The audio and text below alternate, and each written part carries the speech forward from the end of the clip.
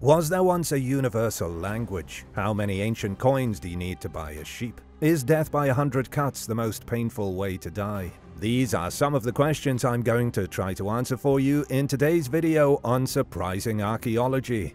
Secret rooms in the pyramid. New excavations have revealed secret rooms inside one of Egypt's most mystifying pyramids. It's not a place you'll find on most tourist itineraries. Archaeologists were peering under the surface of the Pyramid of Sahura, which dates back 4,000 years to the 5th dynasty. For centuries, this ancient monument has stood as a testament to Egyptian ingenuity and a symbol of the pharaoh's divine power. But beneath its imposing exterior lay a secret, a network of previously unknown chambers. What were they for? Were they filled with treasure, or perhaps something even more mysterious? It was erected as a funerary monument for legendary ruler Sahura, the first Egyptian king ever buried at the necropolis of Abu Sir. His reign wasn't one of bloodshed and conquering. Sahura ruled over a peaceful and prosperous Egypt. He did things like trade commodities with foreign lands to increase his kingdom's economy. Sahura developed a powerful navy and opened the mines. Sahura's pyramid is particularly renowned for its exquisite carvings. The reliefs depict scenes of daily life, religious rituals, and the pharaoh's divine status. These decorations provide valuable insights into the culture and beliefs of the 5th dynasty. But there's nothing in the decor that tells us what's in the secret room. By using 3D laser scans, scientists found a secret passage. The secret passage led researchers into 8 previously undiscovered storerooms. Unfortunately, though, that's where the revelations end. There was nothing in the storerooms to indicate what had been stored there. While the rooms were empty, it's possible that treasure had been looted in the past. Ancient Egyptian tombs were often targeted by grave robbers, so the lack of artifacts might not be surprising. The damage to the walls and ceilings suggests that any secrets once held within these chambers have long been lost. But the very existence of these hidden spaces adds another layer of intrigue to the pyramid. How was such a massive and complex structure built? What secrets does it still hold? Some researchers think that the pyramid may have acted as a giant energy conductor. Perhaps these rooms were used to store giant batteries. Perhaps the rooms were designed to harness solar or atmospheric energy, storing it for later use. This could explain the elaborate construction and the need for hidden chambers. A simpler theory is that the chambers could have served a religious or symbolic function, perhaps related to the pharaoh's journey into the afterlife. The fact that the rooms were so hidden might have been intentional, symbolizing a secret or sacred space. To add to the mystery, no one's ever been able to figure out how the pyramid was built because it was so huge and complex. If the contents of the secret storerooms had been revealed, it might have changed that. The hidden chambers in Sahura's pyramid remain a mystery and keep us guessing as to what the pyramids were truly for. The Petrified Man of Sweden. One of the weirdest archaeological discoveries was made before archaeology was even a thing. What miners discovered on December 2nd, 1719 is going to blow your mind. It's part disappearance, part archaeology, and it even comes with a twist at the end. On that fateful day 300 years ago, miners in Sweden discovered a dead man in a watery mine shaft. The mine wasn't used that often and had been mostly abandoned. The remains were pretty gruesome. Not only was the man dead, but his legs were amputated and missing. He looked to be ancient. The strange thing about it was that he hadn't decayed at all. His face, hands, and even clothes were all perfectly fine, as if he had died yesterday. Nobody understood what had happened to this man or how he had not decayed. The first step was to look into any missing persons cases, which was pretty tricky in the 1700s. Basically, it was to ask around to see if anyone was missing. That was a dead end. What happened next was downright spooky. When the body was brought to the surface, it instantly went dry and rigid. The men who brought the body up saw it transform before their very eyes, from a soggy lump to being as hard as a block of wood.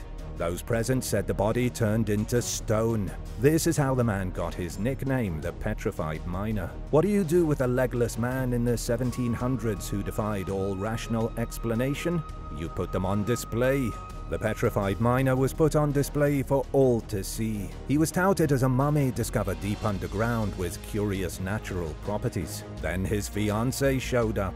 When Margaret Alsdotter went to see the magical corpse from below the ground, she was shocked to find her fiancé. She identified the body as being that of Fet Mats Israelsson, whom she'd been engaged to prior to his sudden disappearance in 1677. That was 42 years earlier.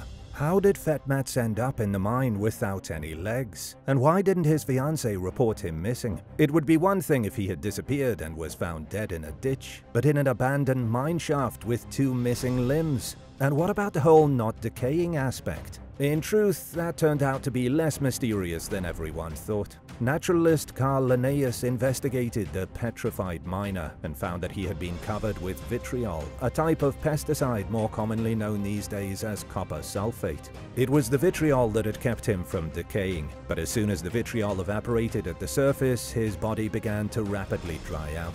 Even though his fiancée showed up and identified him, the petrified miner remained on display for another 30 years. He was buried at the local church in 1749, then everyone forgot where he was buried. When the church was renovated more than a century later in the 1860s, he was found yet again buried under the floorboards. And yet again, he was put on display in a special glass case. The petrified man was buried for a second time in 1930, and today he remains in the ground. His case is also still technically unsolved, seeing as a handful of women claimed they had been engaged to Fet Mats. There is a possibility that's not even his name. The women may have lied about being engaged to the legless mummy in an attempt to receive financial benefits from being the widow of a deceased miner. As for what happened to his legs and how he got into the mine, that's a mystery no one is ever going to solve.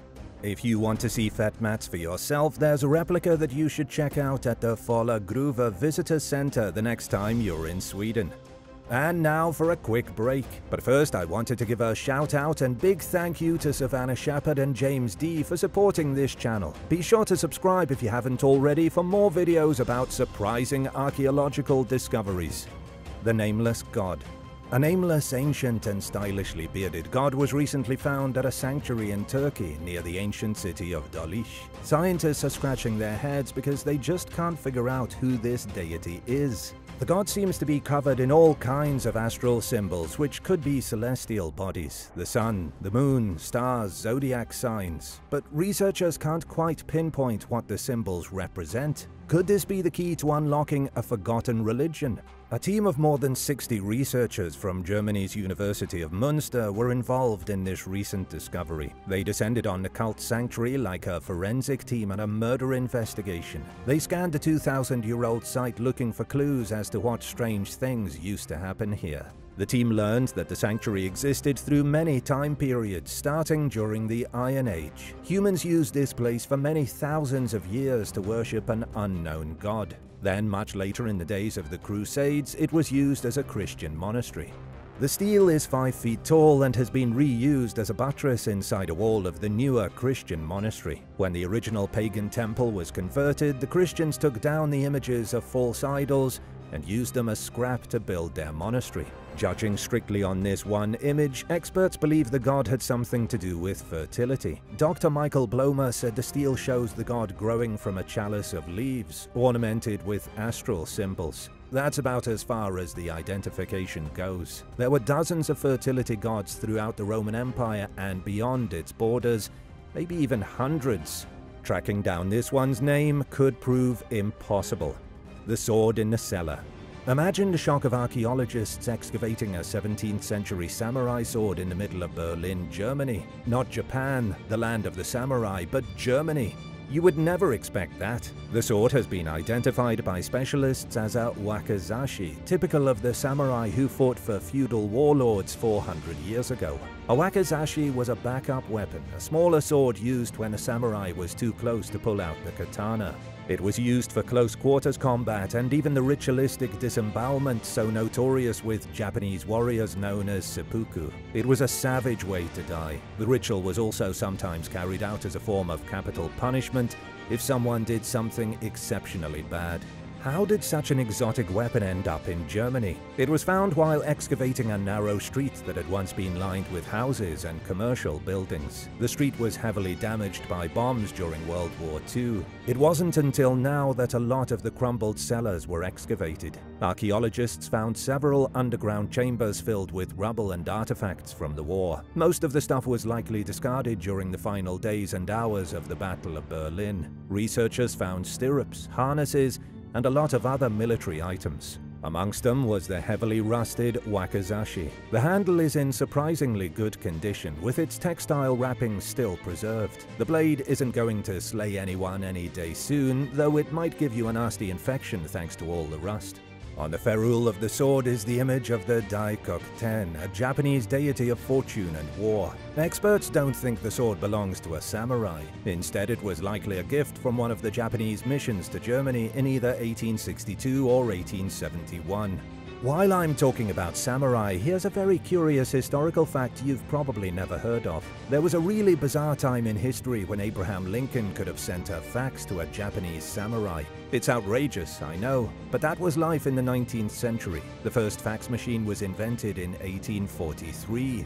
Samurai were still a big deal in Japan until they went extinct in 1867, and Abraham Lincoln didn't die until 1865. It would have been a close call, but technically it was possible. Scottish inventor Alexander Bain patented the electric printing telegraph, aka the fax machine, while samurai still fought with katanas. The machine was around before Lincoln died. However, the first telefax service between Paris and Lyon wasn't officially established until 1865. Here's another bizarre historical timeline fact you can tell your friends. Did you know that Cleopatra, born in 70 BC, lived closer to the launch of the iPhone in 2007 than to the construction of the pyramids in 2630 BC? That's how old these things are. Death by 1,000 cuts. You've heard the saying, death by 1,000 cuts, but did you know it was a real execution technique practiced in China for nearly 1,000 years? They called it Ling Chi, and it was only abolished in 1905. The brutal method of execution, one of the worst ever devised, got its start in the 18th century AD as a way to punish those guilty of treason or patricide. But just what did death by 1,000 cuts really look like? Before going on, I have to warn you that some viewers may find this subject more than surprising. They may find it frightening or even nauseating. Ling Chi was a slow and terrible dismemberment. It was designed to be painful, to humiliate the victim, and to make others think twice about participating in any form of treason. The horrifying nature of the punishment ensured it was infamous, and it kept people living in fear. The punishment began with the victim being tied to a wooden post, normally in public. The rest was simple. They were cut until they died. Only the process would take a really long time. Small cuts would start at the chest, then the executioner would move on to the arms and legs. But these weren't thin paper cuts. This was brutality in motion. I'll skip over some of the gorier details, and I definitely won't share the disturbing photos that survive of actual Ling Chi executions taking place. What I can tell you is that by the end of the process, the victim looked like human Swiss cheese, often with entire limbs missing. Ling Chi has been traced to the Tang dynasty of 618 to 907. The earlier records show only 100 cuts being made before death. By the time of the Ming dynasty of 1368 to 1644, things had gotten out of hand. Records show the execution went from 100 cuts to upwards of 3,000. Instead of the act being completed within 20 minutes, it would take days. The suffering is beyond what most people can imagine. Ling Chi went even further than the physical, into the metaphysical. In China's Confucianism, it's deemed immoral to make alterations to your body. 3,000 cuts can make a whole lot of alterations. The deceased were humiliated in life, and their soul was tainted in death. Sometimes Ling Chi was used to punish true evil. There have been records found of seriously bad people dying by 1,000 cuts. One such person was found guilty of assaulting 182 women. However, Ling Chi was also used as a political tool. In 1542, 16 maids were busted plotting to assassinate the emperor. I think you can guess how they were punished. In 1510, a eunuch was sentenced to death by Ling Chi. His crime was becoming too powerful. Emperor Zhengdi feared the eunuch would become a threat to his rule, so he used Ling Qi to make an example out of him. Legend has it the eunuch was cut over 3,000 times over 2 days. People in the palace lined up to purchase pieces of him and eat them with rice wine. I did warn you things were going to get nasty. I won't show photos, but look at this public domain illustration from 1858. It was printed in the French newspaper Le Monde and shows French missionary Auguste Chadelaine suffering from the Ling Qi execution. He was sentenced to death by 1,000 cuts for trying to bring Jesus to China. Do you think it's safe to say Ling Qi could be a big reason why Christianity stayed out of China for as long as it did? The last official Ling Qi execution was held in 1905 with the death of Fu Zhuli, who was found guilty of killing a Mongolian prince. A French soldier happened to capture the killing on camera, and the photos made it to the West, where there was a huge international debacle. The Qing dynasty officially abolished the practice after that. The unreadable Stellar of Montoro. Is this ancient stone slab the key to a lost universal language? In Spain, farmers found a chunk of stone in a field, and it's been puzzling archaeologists ever since. It's an ancient slab, a thick piece of rock carved with indecipherable symbols. Experts have stared at it. They've scratched their chin and gawked at it. No one can crack the prehistoric code. I wish someone would figure out what the symbols on the stone slab mean, because I have a hunch they could change history. They look like characters in a written language, yet they're thousands of years old. Experts think they could represent the earliest monumental script in Spain's Iberian Peninsula, which is basically Spain's cradle of civilization. The craziest part is that the symbols look just like other symbols that have been found carved in stone in America. Like the Three Rivers petroglyphs, a collection of more than 21,000 stone carvings. They include everything from handprints to sunbursts, images of wildlife, and bizarre geometric designs. The American petroglyphs can be found scattered across more than 50 acres of the Chihuahuan Desert in New Mexico. They were most likely made by the mysterious Jornada Mogollon people using stone tools 1,800 years ago. Now things are going to get even spicier. The Stellar of Montoro's bizarre squiggles, circles, loops, and meticulously arranged lines are nearly identical to the ones on Scotland's Cochno stone. The Cochno stone was carved 5,000 years before today. The Stellar of Montoro is at least 2,300 years old, but it could be older. Experts at Cambridge Antiquity said the symbols may have been drawn in the 9th century BC. 3 stone monuments spanning thousands of years with similar symbols on them. What does it all mean, and are they connected? Some experts have suggested the symbols on the Stellar of Montoro are a mix of Proto-Hebrew, Greek, Phoenician, Arabian, and Canaanite scripts. It's as if somebody took all these different languages and mashed them together. It's feeling a little suggestive of a universal language, like the one supposedly spoken by all humans before the Tower of Babel was destroyed by God. This stone slab might be actual proof that the legendary tower from the Bible was real and that everyone used to speak the same language. Perhaps the stone engravings were the failed attempts of humans trying to recapture that lost method of communication. Humans in America 130,000 years ago. Confirmed. Prepare to be amazed. New evidence suggests humans may have inhabited the Americas 130,000 years ago. If this evidence turns out to be as legitimate as scientists think it is, every history book in the world is going to need some seriously heavy editing. In 1992, there was a lot of building going on in San Diego, California. Construction workers digging a new freeway were beyond shocked when they came across a big collection of bones. They found the remains of camels, dire wolves, gophers, and horses, plus the skeleton of an adult male mastodon. It took 30 years, but scientists have finally completed a full analysis of the mastodon's bones. The bones are from 130,000 years ago and appear to have been damaged by humans. This changes everything. Scientists have been in agreement that people migrated to the Americas between 15,000 and 24,000 years ago. First it was 15, but recent evidence bumped it up to 24. This new evidence has bumped it up an extra 100,000.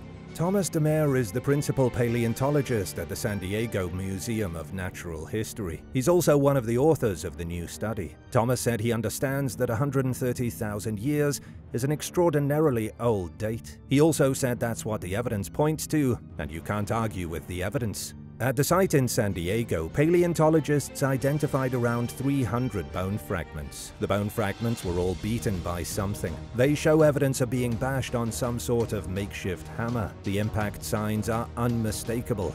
They indicate that the bones were processed by humans. Wait, so humans damaged these bones? But how did humans do that if they weren't living in North America yet? Without any evidence of butchery at the site, the team concluded that the humans were not processing the animals. They were only bashing open the mastodon bones to extract the marrow. These don't seem like the same humans who built the pyramids and mastered the Pythagoras theorem. These were more like humans living in caves, scavenging animal corpses and sucking marrow from bones. Primitive or not, the evidence proves they were in America. Scientists compared the bones found in San Diego to other bones found at more recent sites in North America. They looked at bones that were crushed by humans 14,000 years ago and found them to be identical. You might be shocked to learn that these humans, whoever they were sucking marrow from mastodon bones, may have been smart enough to build boats. There's a theory floating around that the first humans in America didn't walk across the Bering Land Bridge, but rather sailed down the coast. Just listen to this, but make sure you're sitting down. Archaeologists found primitive hand axes on the Greek island of Crete from 130,000 years ago. Considering Crete has been an island surrounded by water for 5 million years, the only way for the hand axe to have gotten there would be if people sailed to the island. This means that unless humans sprouted from Crete like carrots, they had boats, and they had them 120,000 years before so-called civilization started. Combine the strange discovery on Crete with the mastodon bones in San Diego, human history starts to look suspicious. What do you think all this means? Did global civilization begin long before mainstream science says it did? This volcano was bigger than the Thea eruption. Brace yourselves, it's time to get apocalyptic. A volcanic supereruption could be brewing under the Mediterranean. In a recent video discussing the forbidden history of Antarctica, I went into detail about the Thea eruption. Now scientists have found evidence of an even bigger one, and I have to tell you about it. If you missed the last video, here's a quick recap.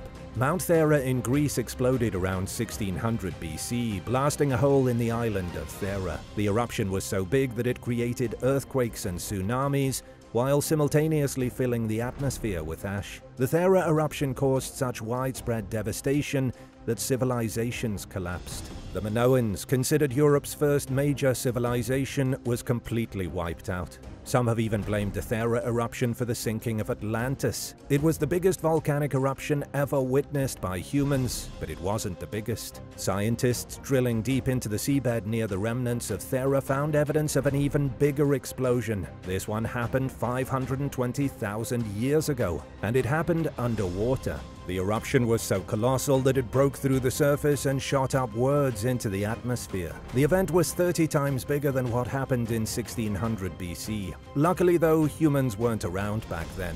But we're here now, so are we due for another world-ending eruption? Let's take a closer look at Thea, which is now part of the Greek island of Santorini. It's a small fragment of what it used to be. All that remains of Thea is a semicircular crater filled with seawater. Scientists believe the eruption in 1600 BC was the last of a dozen similar eruptions. In 2023, a crew of scientists with the International Ocean Discovery Program drilled 3,000 feet into the seabed at 12 different spots around Santorini. This was how they found out about all the different eruptions, by looking through the layers of pumice left behind after each one.